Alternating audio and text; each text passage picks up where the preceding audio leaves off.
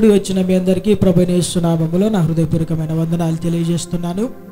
కొద్ది నిమిషాలు దేవుని వాక్యము మనము ధ్యానం చేసుకుందాం. ఈ దినము వాక్య ధ్యానాంశము నిమిత్తము పాపము ఒప్పుకొనకుండా కప్పుకుంటే ఏం జరుగుతుంది?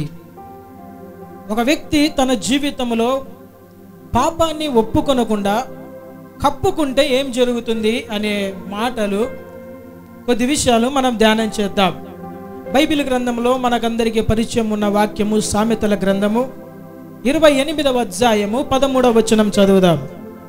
సామెతల గ్రంథము 28వ అధ్యాయము 13వ వచనం. అతిక్రమములను దాచిపెట్టువాడు వర్ధిల్లడు, వాటిని ఒప్పుకొని విడిచిపెట్టువాడు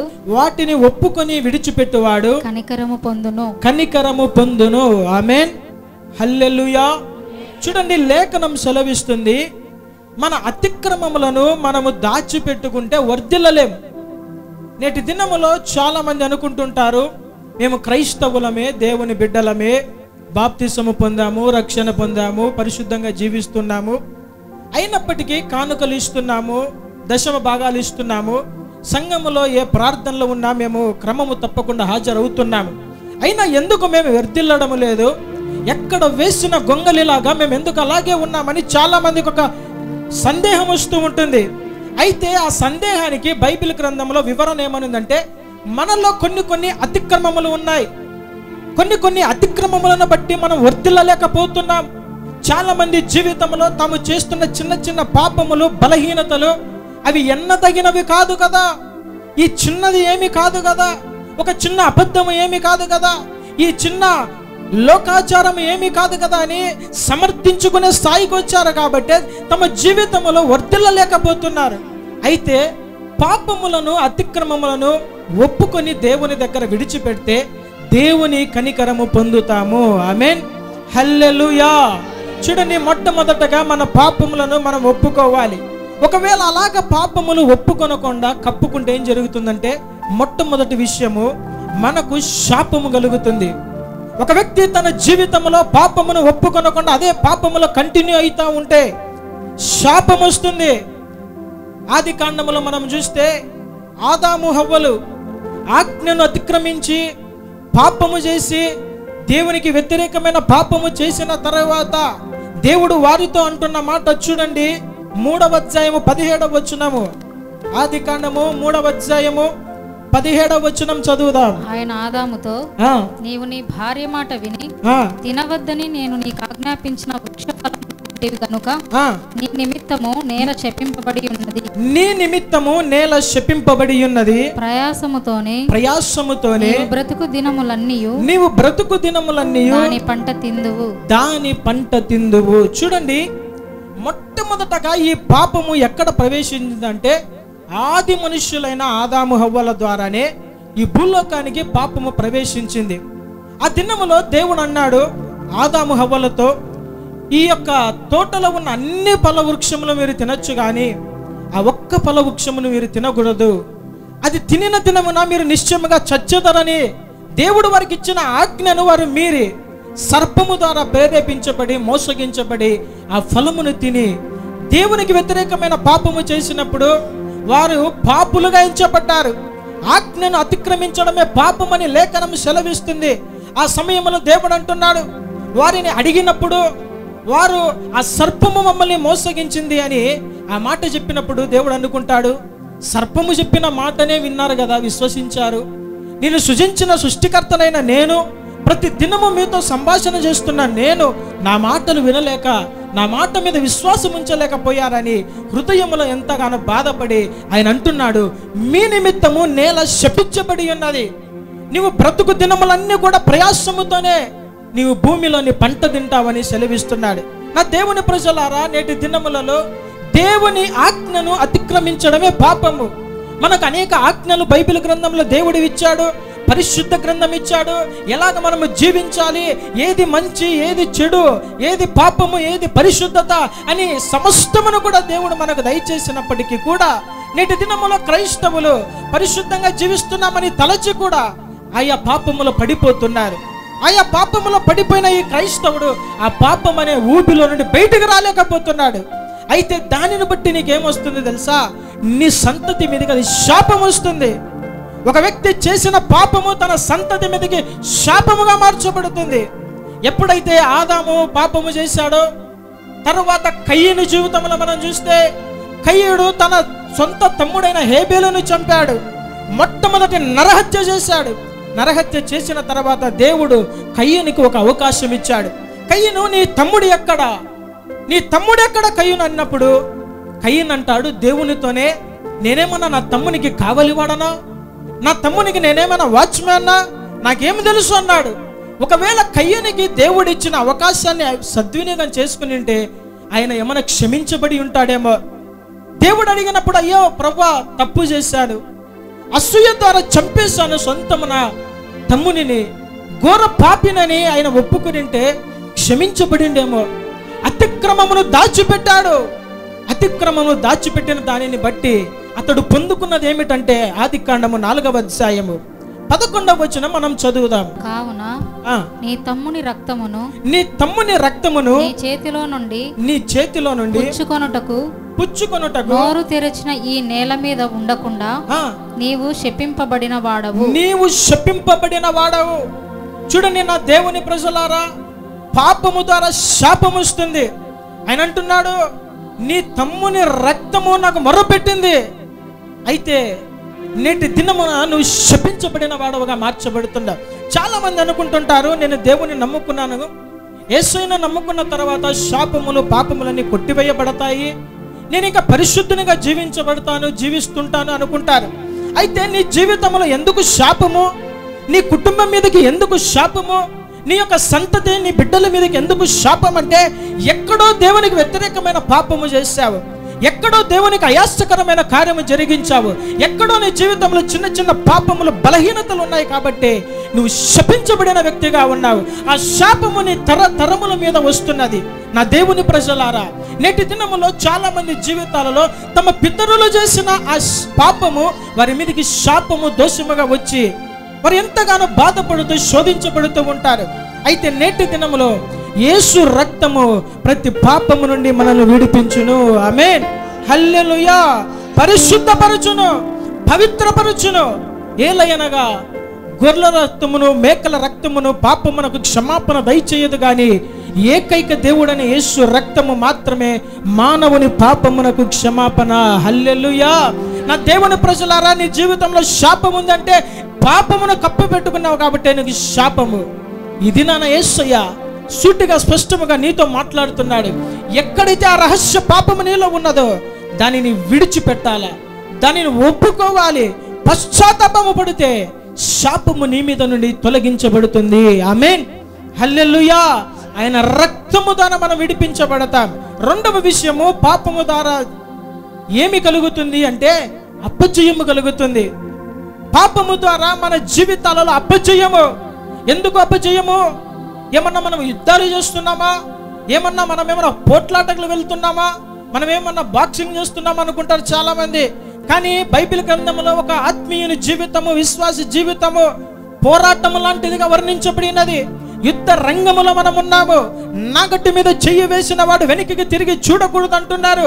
ఏలయనగా ఎఫెసీయులకు రాసిన పత్రిక 6వ అధ్యాయములో 11 నుండి కొన్ని మాటలు మనం చూస్తే, ఏలయనగా మనము పోరాడునది రక్త మాంసములతో కాదు, శరీరాలతో కాదు, అంధకార శక్తులతో, దురాత్మలతో, ప్రస్తుత చీకటి శక్తులతో మనము పోరాడుతున్నాము. కాబట్టి వీటన్నిటిని మనం జయించాలంటే దేవుని సర్వాంగ కవచము మనం ధరించుకోవాలి అంటున్నారు.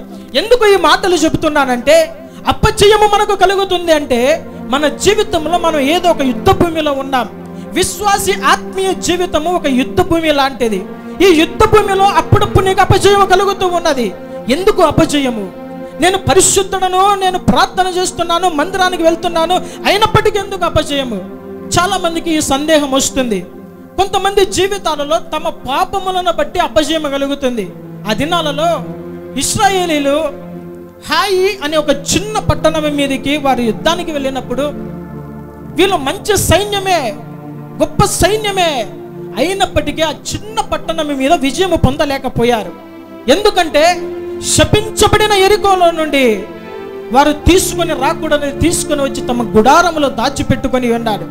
ఆకాను అనే ఒక వ్యక్తి ఏం చేశాడంటే దేవుడు ఆజ్ఞాపించాడు, యెరికో ఒక శాపపూరితమైన పట్టణము, శపించబడిన పట్టణము, ఆ పట్టణాన్ని నిర్మూలన చేయాలి కానీ దానిలో నుండి ఏది కూడా తీసుకుని రాకూడదని దేవుడు సెలవిచ్చాడు. అయితే ఆకాను అనేవాడు ఏం చేశాడు?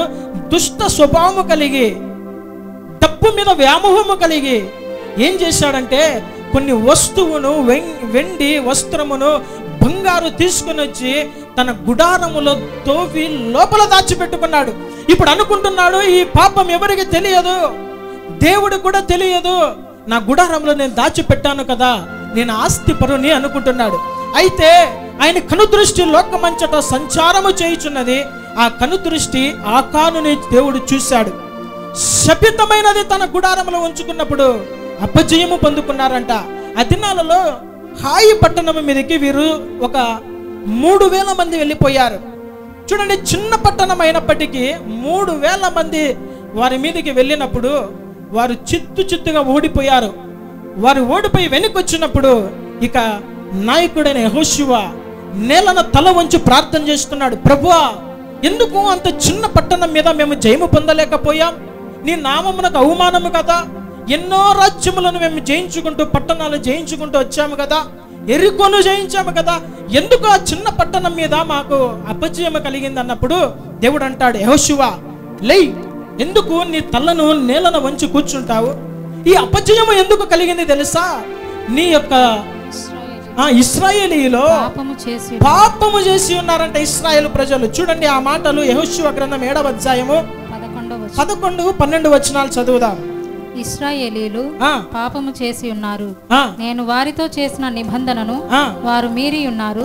శపితమైన దాని కొంత తీసుకుని దొంగిలి బొంకి తమ సామానులో దాన్ని ఉంచుకొని ఉన్నారు. కాబట్టి ఇశ్రాయేలీలు శాపగ్రస్తులై తమ శత్రువుల ఎదుట నిలవలేక తమ శత్రువుల ఎదుట వెనుకకు తిరిగిరి. శాపగ్రస్తులైన వారు మీ మధ్య నుండకుండా మీరు వారిని నిర్మూలము చేసితేనే తప్ప నేను మీకు తోడై ఉండను. చూడండి, ఇశ్రాయేలీలు ఏం చేశారంట? పాపము చేసి ఉన్నారు. ఏంటి పాపము? చాలా మంది అనుకుంటారు పాపం అంటే ఏదో ఘోరమైన నరహత్యనో, ఘోరమైన దొంగతనమో, ఘోరమైన వ్యభిచారమో, ఘోరమైన జారత్వమో, లేదంటే ఇంకా ఘోర పాపపు ఊబిలో ఉండడమే పాపం అనుకుంటారు. కానీ బైబిల్ గ్రంథంలో నేను చెప్పాను కదా, ఆజ్ఞను అతిక్రమించుట పాపము. దేవుడు చెప్పాడు, చాలా స్పష్టంగా చెప్పాడు, యెరికో నుండి ఏది కూడా మీరు తీసుకొని రాకూడదు అని చెప్పినాడు. ప్రజలకు అలాగే సెలవిచ్చారు. అయినప్పటికీ ఈ ఆకాను దుష్ట తలంపు కలిగి ఆ యొక్క యెరికో నుండి ఏమేమి తెచ్చుకున్నాడు? దోపుడు సొమ్ము 21 నుండి మన 21వ వచనములో మనం చూస్తే, దోపుడు సొమ్ములో ఒక మంచి షీనారు పై వస్త్రము 200 తులముల వెండిని 70 తులముల ఎత్తుగల ఒక బంగారు కమ్మిని నేను చూచి వాటిని ఆశించి తీసుకొంటిని. అదిగో నా డేరా మధ్య అవి భూమిలో దాచబడి ఉన్నవి. ఆ వెండి దాని క్రింద ఉన్నదని ఉత్తరమిచ్చి తాను చేసినదంతయు ఒప్పుకొనెను. చూడండి, ఎవరు పాపము చేశారు? ఎందుకు ఈ అపజయం అన్నప్పుడు అతడు ఒప్పుకున్నాడు. ఏమంటున్నాడు? అయ్యా, నా డేరాలో, నా గుడారములో నేను దాచిపెట్టుకున్నాను ఈ యొక్క దోపుడు సొమ్ముని అని చెప్పినప్పుడు దేవుడు అన్నాడు, ఆ వ్యక్తిని, తన సంతానముని రాళ్లతో కొట్టి అగ్ని చేత కాల్చబడితేనే కానీ నా ఉగ్రత ఆగదని చెప్పినప్పుడు వారిని అగ్ని చేత కాల్చివేసి రాళ్లను కుప్పగా వేసినప్పుడు దేవుని ఉగ్రత ఆగినదంట. నా దేవుని ప్రజలారా, నీ జీవితంలో అపజయము కలుగుతున్నదంటే ఆకాను లాంటి ఆశలు నీ జీవితంలో ఉన్నాయి కదా, పాపమును ప్రేరేపించే ఆశలు, అవన్నీ కూడా కాల్చబడాలి. పాపమును ప్రేరేపించే ఆ క్రియలన్నీ కూడా కాల్చబడాలి. ఏ అతిక్రమము పాపమైతే నీలో ఉన్నదో దానిని బట్టి నువ్వు అపజయం పొందుకుంటున్నావు. చాలా మంది ఏ పని తలపెట్టినా కూడా నాకు అచ్చు రావడం లేదని అంటారు. ఎందుకు అచ్చు రావడం లేదు? నేనేదైనా ఒక ఉద్యోగం చేస్తే, వ్యాపారం చేస్తే నాకు అపజయం వస్తుంది. నేను ఏదైనా చదువులో ముందుకెళ్తుంటే అపజయం వస్తుంది. ఎందుకంటే నీలో, నీ యొక్క హృదయం అనే గుడారంలో దాచిపెట్టుకున్న దేవునికి వ్యతిరేకమైన కార్యములు ఏవైతున్నావో వాటిని తీసివేసేంత వరకు నీకు అపజయం కలుగుతూనే ఉంటుంది. పాపము నీలో ఉన్నంత వరకు నీకు జయము రాదు. నా దేవుని ప్రజలారా, నీకు అపజయము కలుగుతుందంటే నీలో ఏదో ఒక పాపం ఉంది. చాలా మంది తమ తలపెట్టిన పనులలో వారికి విజయము రానప్పుడు ఏమనుకుంటారంటే దేవుని మీద సనుగుతుంటారు, దేవుని మీద నింద మోపుతూ ఉంటారు. దైవజనులలో ప్రార్థన సరిగా లేదు అని అందరి మీద నిందలు మోపుతూ ఉంటారు, కానీ తమ హృదయంలో ఉన్న రహస్య పాపములు మాత్రం ఒప్పుకోరు. వారిలో ఉన్న బలహీనతలు మాత్రం విడిచిపెట్టరు, దేవుని దగ్గర పశ్చాత్తాపపడరు. అయితే నా దేవుని ప్రజలారా, నేటి వరకు సాతాను శోధనలను పోరాటంలో అపజయము నీకు కలుగుతున్నదా? ఆ పాపం ఏదైతే నీలో ఉన్నదో దానిని విడిచిపెట్టినట్లయితే గొప్ప విజయము దేవుడు దయచేస్తాడు. హల్లెలూయా.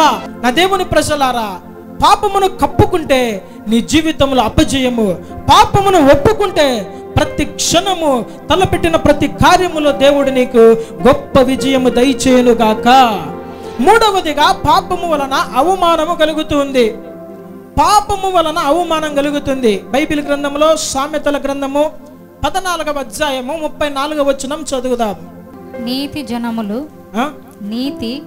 జనములు ఘనతకెక్కుటకు కారణము పాపము ప్రజలకు అవమానము తెచ్చును. పాపము ప్రజలకు ఏం తెస్తుందంట? అవమానము తెచ్చు. ఘనత తెస్తుందా? అవమానం అంటున్నారు. చూడండి, పాపము ఒక వ్యక్తికి ఎప్పటికైనా అవమానం తెస్తుంది. చాలా మంది పాపాన్ని తీపిగా, పరిశుద్ధతను చేదుగా అనుకుంటూ ఉంటారు. చూడండి, తీపిగా ఉండేది ఎప్పుడైనా మన జీవితానికి అనారోగ్య పాలు చేస్తుంది. చక్కెర కానీ, బియ్యము కానీ, ఇంకా తెల్లవి ఏవైతే ఉన్నాయో తీపిగా ఉంటాయో వీటన్నీ ఏమవుతుందంటే శరీరానికి అనారోగ్యం. అలాగుననే పాపము ఒక వ్యక్తి తాను అనుభవిస్తున్నప్పుడు, పాపములో ఉన్నప్పుడు సంతోషం అనిపిస్తుంది, తాత్కాలికమైన సంతోషముగా ఉంటుంది, కానీ దీర్ఘకాలికంగా దాని వలన నీకేమై తెలుగుతుందంటే అవమానం వస్తుంది. రహస్యమందు చేయబడినది ఏదైనా కానీ ఒక దినాన ప్రత్యక్షపరచబడకపోదు, బయలుపరచబడకపోదు. చాలా మంది అనుకుంటారు, నేను చేసే పాపము, నేను చేసే కార్యములు నా తల్లిదండ్రులకు తెలియదు, నా బంధువులకు తెలియదు, నా యొక్క లెక్చరర్స్కి తెలియదు, నా యజమానులకు తెలియదు, నా సేవకులకు తెలియదు అని రహస్య పాపములలో ఉంటుంటారు. అయితే దేవుని కనుదృష్టి లోకమంతటా సంచారం చేస్తున్నది. నేటి దినములను నువ్వు రహస్యముగా జరిగించే ఏ క్రియ అయినా కానీ ఒక దినాన ప్రత్యక్షపరచబడబోతున్నది, ఒక దినాన నీకు అవమానము తెచ్చిపెట్టబోతున్నది. నా దేవుని ప్రజలారా, పాపము అనుభవించేంత వరకే నీకు అది తీపిగా ఉంటుంది, కానీ దాని యొక్క ప్రతిఫలం నీకు బహు చేదుగా ఉంటుంది, దాన్ని తట్టుకోలేవు. చాలా మంది పాపము చేస్తూ పట్టబడినప్పుడు ఏదైనా లంచాలు తీసుకుంటూ, లేదంటే ఏదైనా పాపములో దొరికి, దొంగతనములో దొరికిన తర్వాత ప్రజలందరి ముందన వారికి తెలిసినప్పుడు ఏం చేస్తారు తెలుసా? అయ్యో, ఆ పాపము నేను చేయకుండా ఉంటే ఎంత బాగుండు అనుకుంటారు.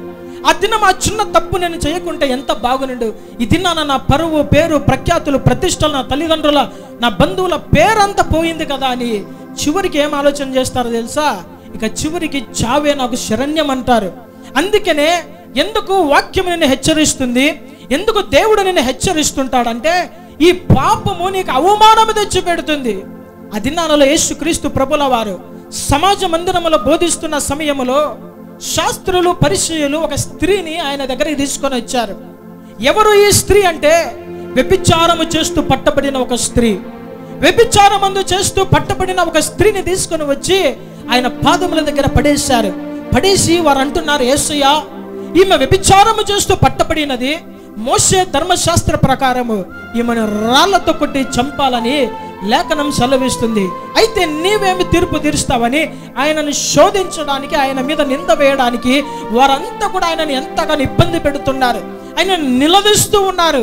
అప్పుడైతే నా యేసయ్య ఎలాంటి వాడంటే పాపిని ప్రేమించేవాడు, పాపాన్ని ద్వేషించేవాడు. చాలా జాగ్రత్తగా వినండి.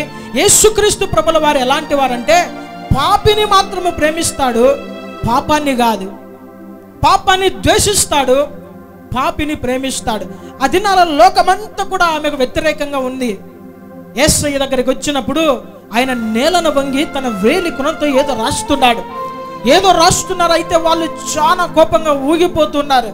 చూద్దాం యేసయ్య ఏం చెబుతాడో, ఈయన మీద నింద వేయాలి, ధర్మశాస్త్రానికి వ్యతిరేకమైన తీర్పు ఏమైనా తీరుస్తాడని వారి హృదయంలో దుష్ట తలంపు కలిగిన వారు ఇక ప్రశ్నిస్తున్న సమయంలో ఆయన రాస్తూ ఒకసారి పైకి తల ఎత్తి ఆయన లేచి ఏమంటాడంటే, బాబు, మీలో పాపము ఎవరిలో అయితే పాపము లేదో మొట్టమొదటగా ఆమె మీద రాయి వేయండి అంటాడు. మీలో పాపము లేని వారు మొదటగా ఆమె మీద రాయి వేయండి అని మరలా వంగి రాస్తున్నాడు. వారి పాపములన్నీ కూడా బట్టబయలైపోతున్నాయి. అక్కడ చూసుకుంటే వారు ఎవ్వరూ కూడా పరిశుద్ధులు లేరంట. అందరిలో ఏవో బలహీనతలు, పాపాలు ఉన్నాయి. అక్కడ చూడండి, ఆమె పాపము చేస్తున్నప్పుడు ఆమె సంతోషిస్తున్నదేమో కానీ పట్టబడిన తర్వాత భయంకరమైన అవమానం ఆమె కలిగింది. అక్కడ ఎవరెవరు ఉన్నారంటే యోహాను సువార్త 8వ అధ్యాయము 9వ వచనము. వారు ఆ మాట విని పెద్దవారు మొదలుకొని చిన్నవారి వరకు ఒకని వెంట ఒకడు బయటికి వెళ్ళిరి. యేసు ఒక్కడే మిగిలెను. ఆ స్త్రీ మధ్యను నిలబడి ఉండెను. ఎవరెవరు ఇక్కడ ఉన్నారు తెలుసా? రాళ్ళు పట్టుకొని చిన్నవారు మొదలుకొని పెద్దవారు వరకు అంట. అంటే ఆమెకి ఎంత భయంకరమైన అవమానం కలిగిందో చూడండి. ఒక స్త్రీకి, పాపము చేస్తూ పట్టబడిన ఒక స్త్రీ, పాపము ద్వారా పట్టబడిన స్త్రీకి భయంకరమైన అవమానం. ఆ ఊరి వారందరిలో కూడా ఇక తలెత్తుకొని జీవించలేని పరిస్థితి. ఎందుకంటే చిన్న పిల్లలు కూడా ఆమె పాపము ద్వారా పట్టబడిందని తెలుసు. వృద్ధాప్యంలో ఉన్న వారికి తెలుసు. ఇక ఆ వీధులలో ఆమె సంచరించడానికి వీలు లేదు. ఆ వీధులలో తలెత్తి బ్రతకడానికి వీలు లేదు. ఎందుకు ఇంత అవమానం వచ్చింది తెలుసా? ఒక చిన్న పాపము ఒక దినాన బట్టబయలైనప్పుడు భయంకరమైన అవమానం వస్తుంది. అవును నా దేవుని ప్రజలారా, నేటి దినంలో రహస్యముగా చేస్తున్న పాపము ఎవ్వరికీ తెలియదు కదా. పిల్లి పాలు తాగుతుంటే ఏమనుకుంటుందంటే, నేను పాలు తాగేది ఎవ్వరికి తెలియదు అనుకుంటూ ఉంటుంది. ఎంతో సంతోషంగా తాగుతుంటుంది. కానీ ఆ పిల్లిని చాలా మంది గమనిస్తున్నారన్న సంగతి దానికి తెలియదు. అలాగుననే ఒకడు రహస్యమైన పాపములో ఉన్నప్పుడు ఎవ్వరికి తెలియదు అనుకుంటారు. అయితే ఒక దినాన ఆ పాపము బయలుపరచబడినప్పుడు ఘోరమైన అవమానమును పొందుకోవాల్సింది వస్తుంది. కాబట్టి జాగ్రత్త పడి ఆ పాపమును విడిచిపెట్టి దేవుని దగ్గర ఒప్పుకుంటే దేవుని కనికరమును పొందుకుంటావు. ఆమేన్, హల్లెలూయా. 4వ విషయము, పాపము ద్వారా మనకు వ్యాధి, రోగం వస్తుంది. పాపము ద్వారా రోగములు వస్తాయి. చాలా మందికి పితరుల ద్వారా వచ్చే రోగాలు కొన్ని ఉంటాయి. ఎందుకు ఈ రోగాలు? కొన్ని విషయాలు ప్రార్థనలకు వెళ్ళినప్పుడు కొంతమందికి పోలియో కావచ్చు, కొంతమందికి చేతులు కాళ్ళు పట్టబడి ఉంటాయి, కొంతమంది మెంటల్గా పుట్టి ఉంటారు. ప్రభువా ఎందుకు ఇలాగ జరిగిందని అమ్మ ప్రార్థన చేస్తే దేవుడు బయలుపరిచిన విషయాలు, తమ పితరులు చేసిన పాపమును బట్టి ఈ బిడ్డకి ఈ దోషము, ఈ ఘోరమైన అనారోగ్యము అని దేవుడు బయలుపరిచేవాడు. చూడండి, ఒక వ్యక్తి నిజముగా పాపములో ఉంటే తన సంతతికి, తనకు ఘోరమైన వ్యాధులు, రోగాలు వస్తాయని లేఖనం సెలవిస్తుంది. ఆ దినాలలో ప్రవక్త అయిన ఎలీషా పనివాడైన గెహజీ ఒకడు ఉండేవాడు. ఈ గెహజీ ధన వ్యామోహము కలిగిన వాడు. కుష్ఠవ్యాధి, ఘోరమైన కుష్ఠవ్యాధిని తెచ్చుకున్నాడు. నయమానుకు కుష్ఠవ్యాధి కలిగినదని ఎలీషా ప్రవక్త దగ్గర ఆయన వచ్చినప్పుడు, యొర్దాను నదిలో 7 సార్లు మునిగి లేస్తే నువ్వు స్వస్థత పొందుకుంటామని సెలవిచ్చిన తర్వాత అతడు స్వస్థత పొందుకున్నాడు. ఇదంతా మనకు బాగా తెలుసు. ఆయన కృతజ్ఞతగా ఎలీషా ప్రవక్త దగ్గరికి వచ్చి, అయ్యా దైవజనుడా, నేను నిజముగా స్వస్థత పొందాను. ఎంతమంది వైద్యులను ఆశ్రయించినప్పటికీ, ఎన్ని మొక్కుబళ్ళు చేసినప్పటికీ కూడా నాకు స్వస్థత కలగలేదు. కానీ యెహోవా నామమున నీవు చెప్పిన మాటను బట్టి నేను మునిగి లేచినప్పుడు స్వస్థత పొందుకున్నాను. దయతో ఈ చిన్న కానుక స్వీకరించు అన్నప్పుడు దైవజనుడైన ఎలీషా, నీ కానుక నాకు వద్దు, దాన్ని తీసుకుని వెళ్ళిపో అన్నప్పుడు తన వాకిట ఉన్న ఈ ఎలీషా పనివాడైన గెహజీ దుష్ట స్వభావం కలిగిన వాడు. వాడు అనుకున్నాడు, నా యజమానుడు, నా గురువు పిచ్చివాడు, ఊరికే డబ్బు వస్తుంటే దాన్ని వద్దనుకుంటున్నాడు, ఊరికే బంగారం వస్తుంటే వద్దనుకుంటున్నాడు, ఊరికే వస్త్రాలు వస్తే వద్దనుకుంటున్నాడు, తీసుకుని ఒక పట్టుకను పెట్టుకుంటే పనికొస్తుంది కదా అన్నట్లు దైవజనుని దగ్గర నుండి నయమాను వెళ్ళిపోయిన తర్వాత ఈ గుర్రాల వెంట వీడు పరిగెత్తుకుంటూ పోయినాడంట. ఈ రథముల వెంట పరిగెత్తుకుంటూ వెళ్ళి ఆడంటున్నాడు, అయ్యా యజమానుని దగ్గరికి ప్రవక్తల శిష్యులు వచ్చారు, వారికి ఆతిథ్యం ఇవ్వడానికి, వారికి బహుమానాలు ఇవ్వడానికి నీవిచ్చిన కానుక అది అవసరమైనది, నా గురువు గారు చెప్పారు తీసుకొని రమ్మని అని చెప్పి అబద్ధం చెప్పి తీసుకుని వచ్చి దాచిపెట్టుకున్నాడు గుడారం ఇంట్లో. వెంటనే దైవాత్మ ప్రేరేపణ ద్వారా ఈ యొక్క ఎలీషా, గెహజీ నువ్వు ఎక్కడికి వెళ్ళిపోయావు, ఎక్కడికి వెళ్ళావంటే నేను ఎక్కడికి వెళ్ళలేదయ్యా అంటే, నీవు రథముల వెంబడి వెళ్ళినప్పుడు నా ఆత్మ నీతో కూడా రాలేదా? ఎందుకు దేవుని ఆత్మను దుఃఖపరుస్తున్నావు, మోసగిస్తున్నావని ఈ దైవజనుడు కోపముతో ఒక మాట చెబుతున్నాడు. నయమానుకు కలిగిన కుష్టు సర్వకాలము నీకు నీ సంతతికి కలిగి అంటియుండునుగాక అన్నప్పుడు వెంటనే వాడు కుష్టు వ్యాధిగ్రస్తుడై అక్కడి నుండి బయటికి వెళ్ళిపోయాడంట. చూడండి నా దేవుని ప్రజలారా, అత్యాశ ఎప్పటికైనా దురాశ దుఃఖానికి చేటు. తనదు కాని దానికోసము పరిగెత్తి ప్రయాసపడి తెచ్చుకున్నాడు.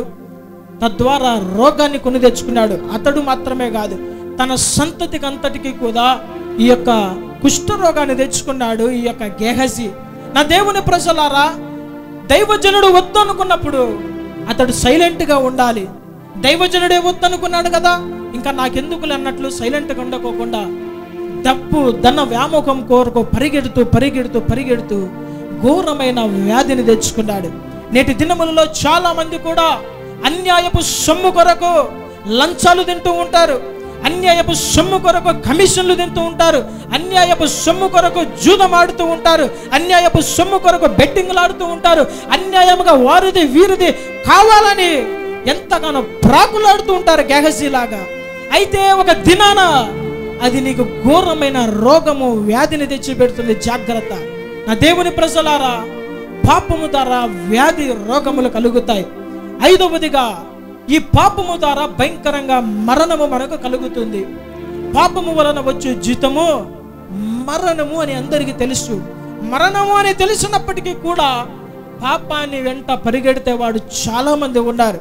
చాలా మంది క్రైస్తవులే పరిశుద్ధత విషయంలో పడిపోతూ పాపం వెంట పరిగెడుతున్న వారు చాలా మంది ఉన్నారు. నా దేవుని ప్రజలారా, ఆ దినాలలో యాజకుడైన ఏలి మనం గమనిస్తే అతనికి 2 కుమారులు ఉన్నారు. వారి పేరు హొఫ్ని అనే ఒక వ్యక్తి, ఇంకొక వ్యక్తి పేరు ఫినెహాస్. వీరిద్దరు ఏం చేస్తుండేవారంటే, దేవుని మందిరానికి వచ్చే ఆ యొక్క స్త్రీలతో పాపము చేస్తూ ఉన్నప్పుడు తన తండ్రి వారిని గద్దించినప్పటికీ కూడా వారు విననొల్లకపోయారు. దేవుని ఉగ్రత వారి మీదకి కోపము భయంకరంగా వస్తుంది. ఆ సమయంలో దేవుడు తన తండ్రి ద్వారా వారికి హెచ్చరించారు, నాయనా ఇది మీరు చేసేది తప్పు పని, దేవుని ఉగ్రత మీ మీదకి వస్తుంది అని ఒక మాట చూడండి. సమూయేలు మొదటి గ్రంథం 2వ అధ్యాయము 25వ వచనం మనం చూస్తే, సమూయేలు మొదటి గ్రంథం 2వ అధ్యాయం 25వ వచనం, నరునికి నరుడు తప్పు చేసిన ఎడల దేవుడు విమర్శ చేయును గాని ఎవరైనా యెహోవా విషయములో పాపము చేసిన ఎడల దాని కొరకు ఎవడు విజ్ఞాపనము చేయును అనెను. అయితే యెహోవా వారిని చంపదలచి ఉండెను గనుక వారు తమ తండ్రి యొక్క మొర్రను వినకపోయిరి. చూడండి, ఇక్కడ తండ్రి మొర్ర పెట్టుకున్నా కానీ వినలేదు. ఇక దేవుడు వారిని చంపేయాలనుకున్న సమయములో, భయంకరమైన యుద్ధము జరుగుతున్న సమయములో దేవుడు వారిద్దరిని మొత్తినట్లుగా మనం చూడవచ్చు. 4:17 చూడండి, మన సమూయేలు మొదటి గ్రంథం 4వ అధ్యాయం 17వ వచనము. అందుకు అతడు, ఇశ్రాయేలీయులు ఫిలిష్తీయుల ముందర నిలవలేక పారిపోయిరి, జనులలో అనేకులు హతులయ్యిరి, హోప్ని ఫినెహాసు అను 2 కుమారులు మృతులైరి. చూడండి, దేవుడు వారిని చంపదలిచాడు. ఎందుకంటే దేవుని దృష్టికి వారి పాపము ఘోరముగా కనబడింది. హెచ్చరించబడ్డారు, అయినప్పటికీ కూడా పాపాన్ని విడిచిపెట్టలేదు. హెచ్చరిక చేసినప్పటికీ కూడా పాపాన్ని విడిచిపెట్టలేదు. చూడండి నా దేవుని ప్రజలారా, దేవుడు ఏ వ్యక్తినైనా కానీ ఎవరినైనా నశింపజేయాలనుకున్నప్పుడు తన ఉగ్రత ఏ వ్యక్తి మీదకైనా రావాలనుకున్న సమయంలో మొట్టమొదటగా ఆయన హెచ్చరిస్తాడు. ఆయన హెచ్చరించినప్పటికీ కూడా వినకపోతే దేవుని ఉగ్రత వారి మీద వస్తుంది. ఆ దినాలలో నినివే పట్టణస్థుల యొక్క దోషము దేవుని దృష్టికి ఘోరముగా కనబడినప్పుడు దేవుడు యోనాను పంపించి హెచ్చరించినప్పుడు వారు తమ పాపములు విడిచిపెట్టినప్పుడు దేవుడు పశ్చాత్తాపపడ్డారు.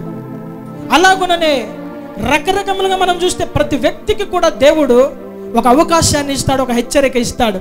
బహుశా నేటి దినములో ఇదే నీకు ఒక హెచ్చరిక కావచ్చు. రహస్య పాపములను ఉంటున్నావు, దైవజనుని నోటి మాట ద్వారా దేవుడు మాట్లాడుతున్నప్పుడు నీకు ఒక హెచ్చరికగా దేవుడు మాట్లాడుతున్నాడేమో.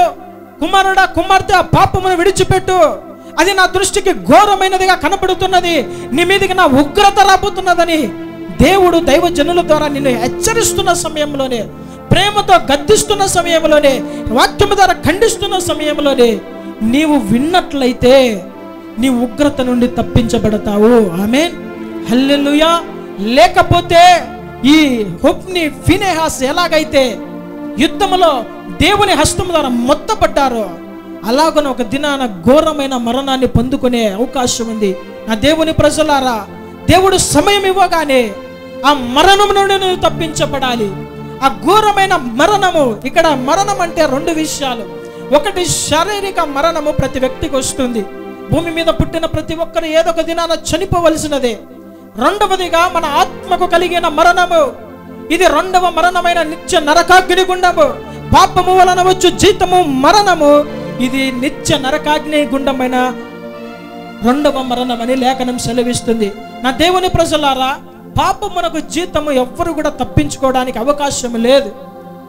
అందరినీ మనము మోసము చేయొచ్చు, తల్లిదండ్రులను మోసం చేయొచ్చు, అందరి కళ్ళు కప్పవచ్చు, సేవకుల కళ్ళు కప్పవచ్చు, యజమానుల కళ్ళు కప్పవచ్చు, కానీ ఆయన కనుదృష్టి నుండి ఎవ్వరం కూడా తప్పించుకోలేము. ఒక దినాన తీర్పు ఎదుట మనం నిలబడవలసిన వారముగా ఉన్నాం. కాబట్టి మన ఘోరమైన పాపములు మనం విడిచిపెడితే ఆ భయంకరమైన మరణము నుండి మనము తప్పించబడి నిత్య జీవమైన ఆ యొక్క పరలోక రాజ్యంలో మనం నివసించగలము. ఆమేన్. ఆదాము హవ్వలు పాపము చేశారు. ఆయన అంటాడు, ఆ పండు తినిన దినమున నిశ్చయముగా మీరు చచ్చిపోతారు అన్నాడు. చనిపోయినారా? చనిపోయినారా? ఆ పండు తినిన దినమైన నిశ్చయముగా చచ్చెదరు. దేవుని దృష్టికి ఒక దినము 1000 సంవత్సరములుగా ఉన్నది. ఆదాము దేవుని దృష్టికి ఒక్క దినములోనే చనిపోయిన వాడుగా కనబడుతున్నాడు.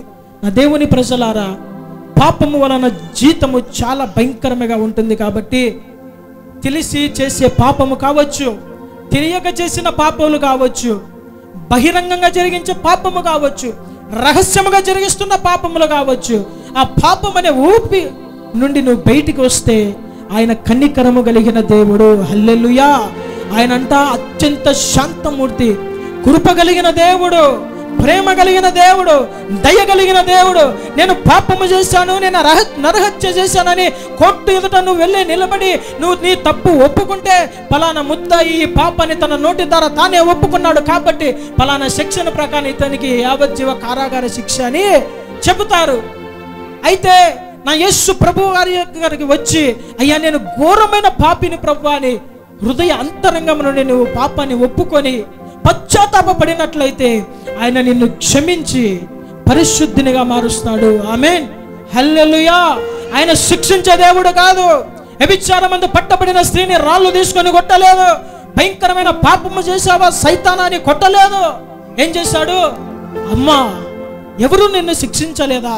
అయితే నేను కూడా నిన్ను శిక్షించను, సమాధానం గలదానివై వెళ్ళి ఇక ఎన్నటికీ పాపము చేయకూడదంటే తన జీవితంలో ఈ మాటలు పనిచేస్తాయండి.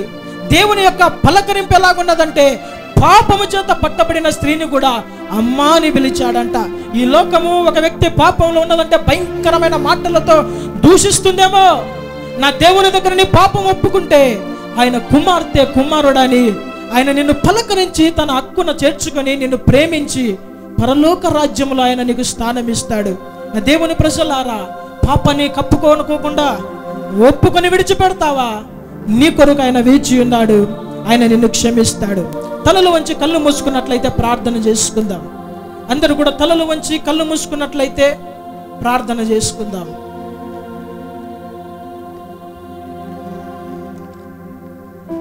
ఎవరిలైనా ఇంకా బలహీనతలు, పాపాలు, అతిక్రమాలు, రహస్య పాపాలు ఉన్నాయేమో దేవుడు హెచ్చరిస్తున్నాడు.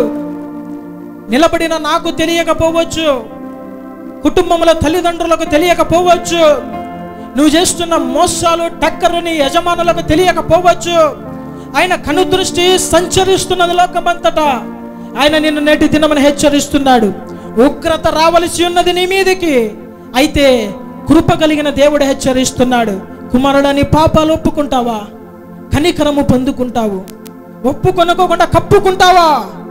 భయంకరమైన జీతము పొందుకుంటావు. కళ్ళు మూసుకునండి, ప్రార్థన చేసుకుందాం, పశ్చాత్తాపపడండి. దేవుడు ఒక సమయం మనకు అనుగ్రహిస్తున్న సమయంలోనే, ఈ దినమున దేవుడు ఒక హెచ్చరిక మనకు దయచేస్తున్న సమయంలోనే పాపము నుండి మరలి పరిశుద్ధత వైపు మన అడుగులు వేయాలని ప్రభు పేరట మనవి చేస్తున్నాను. స్తోత్రం, హల్లెలూయా. అందరూ కూడా నోరు తెరిచి, అయ్యా ఘోరమైన పాపినయ్యా, భయంకరమైన పాపములో ఉంటున్నానయ్యా, మందిరానికి వస్తున్నాను కానీ రహస్య పాపములో ఉంటున్నానయ్యా, ఎవరు నన్ను గమనించట్లేదని నేను ఎంతో ఘోరమైన పాపములో ఉంటున్నానయ్యా, దయతో నన్ను నేటి దినములో హెచ్చరించారు. అయ్యా నా పాపములను క్షమించండి ప్రభువా, నా పాపములు ఎర్రనివైనను కెంపువలు ఎర్రనివైనను నీ రక్తముతో కడిగి శుద్ధీకరించండి అయ్యా. అయ్యా హిస్సోపుతో కడగండి ప్రభువా, హిమము వల్ల తెల్లగా మార్చండి ప్రభువా. ఒక దినాన నీ ఎదుట నిందారహితుడుగా, ఎలాంటి పాపము బలహీనతలు ముడత మంచ డాగు లేని వారుగా నీ ఎదుట నిలబడినట్లు నన్ను పవిత్రపరచండి ప్రభువా అని హృదయ అంతరంగముల నుండి ఒక కేక వేద్దాము. పరిశుద్ధుడా నన్ను పరిశుద్ధపరచండి, నా పాపము నుండి విడిపించండి అయ్యా. నీవు పరిశుద్ధుడవు, నీ కుమారుడు నీ కుమార్తె అయిన నేను పరిశుద్ధంగా జీవించాలని నీ రక్తాన్ని చిందించారయ్యా. నా కొరకు మరణించి తిరిగి లేచిన దేవుడు, నా కొరకు గృహాన్ని సిద్ధపరుస్తున్న దేవా, ఒకసారి నన్ను దర్శించండి అయ్యా. ఈ పాపముల నుండి బయటకు రాలేకపోతున్నాను ప్రభువా. అయ్యా నేను పాపముల నుండి బయటకు రాలేకపోతున్నాను, నీ సహాయము నాకు కావాలయ్యా. నీ చెయ్యబట్టి నన్ను లేవనెత్తండి ప్రభువా. అయ్యా నీకు స్తోత్రములు. దేవుని ప్రజలారా ప్రార్థన చేస్తుండగా ఆయన గొప్ప సమాధానం మీ హృదయంలోనికి రాబోతున్నది. ఆయన గొప్ప సమాధానం మీ హృదయంలోనికి రాబోతున్నది. పాపములు నీ జీవితంలో ఒక బరువుగా ఉన్నదేమో, పాపములు నీ జీవితంలో బరువుగా ఉన్నదేమో, నీ హృదయాన్ని ఆయన తేలిక చేయబోతున్నాడు. ఆయన నీ హృదయాన్ని తేలిక చేయబోతున్నాడు. ఆ పాప భారం అంతా తన మీద వేసుకోబోతున్నాడు. స్తోత్రం, పరిశుద్ధడానికి స్తోత్రములు, స్తోత్రములు. మహిమ కలిగిన దేవానికి స్తోత్రములు. అయ్యా ఈ పరిశుద్ధ దినములో ప్రభువా విత్తబడిన వాక్యమును ప్రజల జీవితాలలో ఫలించినట్లు కృప దయచేయండి. ఏ బిడ్డలో పాపములు ఉన్నవాడు ప్రభువా, అలాంటి బిడ్డలు మీరు దర్శించమని ప్రార్థిస్తున్నారు తండ్రి.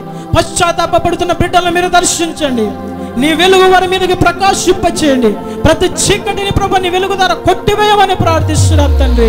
వ్యాధిగ్రస్తులు ఎవరన్నంటే వారిని ముట్టి తాకి స్వస్థపరచండి. ప్రతి దురాత్మలను ప్రభు మీరు పారదులతో రమ్మని ప్రార్థిస్తున్నాం తండ్రి. అయ్యా నీ బిడ్డలను పరిశుద్ధపరుస్తున్నామని ప్రార్థిస్తున్నాం. నీ రాకొడగరగా నీ బిడ్డలను మీరు సిద్ధపరచండి ప్రభు. సాతాను సులువుగా చిక్కులు పెట్టే పాపములో నీ బిడ్డలను పడవేస్తుండగా ప్రభు, అయ్యా నీ రక్తము నీ అగ్ని కంచె కాపుదల వారికి వేసి పరిశుద్ధులుగా జీవించినట్లు కృప దయచేయమని నజరేయుడైన యేసయ్య నామములో అడిగి వేడుకుంటున్నాను తండ్రి. ఆమేన్. దేవుడు మిమ్మల్ని దీవించి ఆశీర్వదించునుగాక. ఆమేన్.